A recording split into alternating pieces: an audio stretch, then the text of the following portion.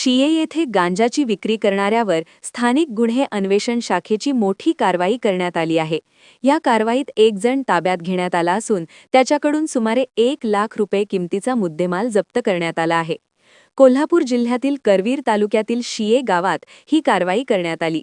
Police अधीक्षक योगेश कुमार गुप्ता यांच्या आदेशानुसार स्थानिक गुन्हे अन्वेषण शाखेचे पोलीस निरीक्षक सुशांत चव्हाण यांच्या मार्गदर्शनाखाली विशेष पथक कार्यरत होते। सहाय्यक पोलीस निरीक्षक सागर वाघ यांच्या पथकाला मिळालेल्या गोपनीय माहितीनुसार शिये येथील हनुमान मंदिर परिसरातील पाण्याच्या टाकीजवळ छापा टाकण्यात आला। या छाप्यात अकबर बादशाह अत्तार, वय 25 वर्षे, सध्या राहणार माळवाडी, हनुमान मंदिर परिसर, शिरोली पुलाजवळ, मूळ राहणार कदमवाडी, याला ताब्यात घेण्यात आले। चौकशीत आरोपीने MIDC परिसरात गांजाची चोरटी विक्री करत असल्याची कबुली दिली आहे। या प्रकरणी आरोपी विरोधात MIDC पोलीस ठाण्यात गुन्हा दाखल करण्यात आला असून पुढील तपास सुरू आहे।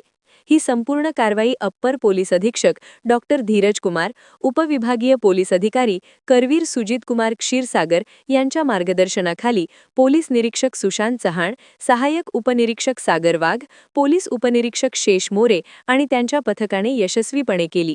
प्रतिनिधी मुरलीधर कांबळे, कोल्हापूर।